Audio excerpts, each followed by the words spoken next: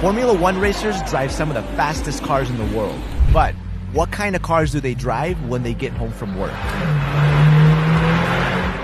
After all, the average salary in Formula One is a whopping $10 million. The accelerations? I mean, it's a brick. I mean, it's like rock solid, but it is glued to the ground somehow. With some making as much as $40 million per year. So, who is the king of supercars in Formula One? Welcome to Explained. All right, let's start off with Max Verstappen. The 2021 Formula One world champion has become the face of the sport, earning a cool $25 million in base salary in 2022. Max Verstappen might be the new poster boy for Formula One. Valkyrie coming out soon. Yeah, right. Are you getting one? Yeah. Yes. But his car collection is unusual. What was the first car you ever drove? I think it was a van, actually. He has a love for Aston Martins with a DB11, a DBX SUV, DBS Superleggera, and a Vantage already sitting in the garage of his $17 million Monaco home. I think it's very racing. Yeah. You know, for sure you can also drive normally with it. Yeah. But he's not done with the British car maker. He also has an Aston Martin Valkyrie on order. The Red Bull collab has a top speed of 400 kilometers an hour and costs around $3 million. But despite his luxurious collection, Verstappen's daily, apparently, is a Renault Clio. A Clio was Max's first car. He learned to drive the roads on it. And what makes it even more crazy is that Verstappen was a Formula One driver before he could legally drive. He made his full debut for Toro Rosso at the 2015 Australian Grand Prix at just 17 years and 166 days old. Max Verstappen, another debutant. He passed his driving test 6 months later, which is an incredible achievement. But if you're riding around in a Clio, I'm not sure you can be the king of supercars. Next up, Lando Norris. At just 22 years old, he's one of the youngest racers in Formula One. But he's already earning more than $20 million a year. Moving too fast!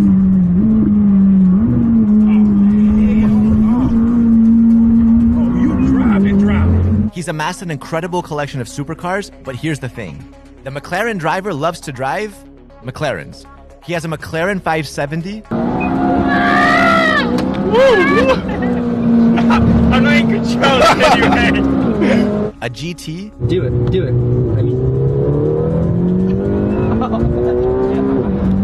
And a 720S amongst a load of other cars. But expensive cars are nothing new for the Formula One prodigy. In 2019, his dad, Adam Norris, was named the 501st richest person in the UK. And while Lando's car collection is extraordinary, especially for someone so young, he'll need to expand it out before we can name him the king of supercars. Fernando Alonso. The oldest driver in Formula One in 2022 is one of the most successful racers in the world. Fernando Alonso is a two-time F1 champion, a two-time Le Mans champion, and a Daytona champion. It's believed he's worth around $240 million, and he's put that money to good use. The former Ferrari driver owns a Ferrari 458 Italia, a Maserati Grand Cabrio, and the stunning Ferrari California, which is an incredible collection by itself. But if you want to be the king of supercars, you need something more. Like, for example, a car named after you, which is exactly what Fernando has. The prize of his collection is the Ferrari 599 GTB Alonso F1 edition. It has a 6-liter V12 engine, which makes a ridiculous 739 horsepower. It can go from 0 to 60 miles per hour in 3.3 seconds and costs $1.7 million. But has Alonso won the crown? Not if our next driver has anything to do with it. Lewis Hamilton. A 7-time Formula One champion, Lewis Hamilton holds the record for the most wins, pole positions, and podium finishes. He's currently the sport's highest paid driver, earning $40 million per year in base salary alone. You are so bad. I've got to get out. I don't think we were allowed to do that, but we did it anyway. He's probably the greatest of all time of Formula One, and his car collection is also at a GOAT level. He has a mix of modern masterpieces. First is the $2.7 million Mercedes AMG Project One, which is so powerful it's banned in America.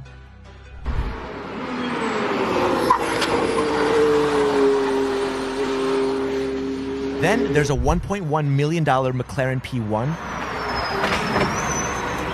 and a $2.2 million LaFerrari Aperta. What's up, Lewis? Let's get a shot this way, bro. Alongside some older classics such as this 1966 Shelby Cobra 427 worth over $2 million. A 427 Cobra, bro! Original! The name's Bond. Lewis Hamilton Bond. But just because Lewis Hamilton is one of, if not the greatest driver of all time and drives some of the most beautiful cars ever created, it doesn't mean they're always well looked after. In 2015, Hamilton crashed his purple Pagani Zonda into parked cars on the streets of Monte Carlo. Thankfully, no one was hurt, and Hamilton has since sold the Zonda, saying the Zonda is terrible to drive. It's the best sounding car I own, but handling-wise, it's the worst. So surely there's no one out there that can challenge Hamilton to the throne when it comes to supercars. Decided to switch it up. It's a Zonda.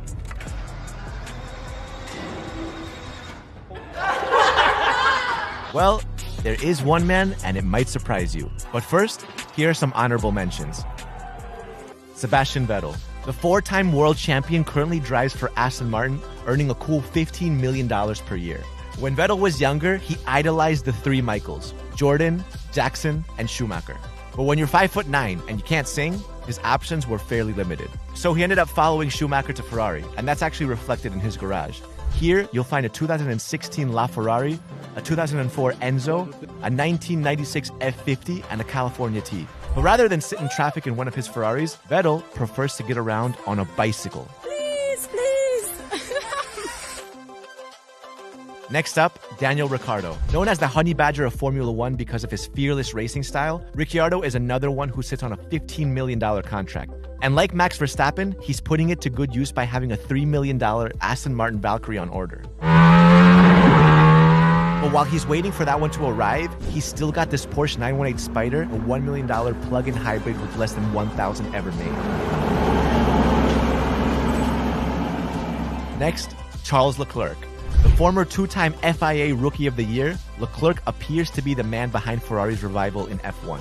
His $12 million contract has helped him put together an impressive garage at just 24 years old. The crowning jewel of Leclerc's collection is his $3 million Bugatti Chiron. With nearly 1,500 horsepower, the Chiron is one of the most powerful cars ever created. But to be the king of supercars, having just one Bugatti isn't enough. Which brings us to our last contender. Adrian Sutil. We told you our last name might surprise you. Adrian Sutil hasn't raced in Formula One since 2015, and his career was pretty controversial. Oh, and there is Adrian Sutil crashing into the Armco. In 2012, he was convicted of grievous bodily harm after attacking the owner of the Lotus F1 team at a nightclub in Shanghai. But Sutil's car collection might be the best of any F1 driver ever. According to reports, Sutil owns not one, not two, but 7 different Bugattis.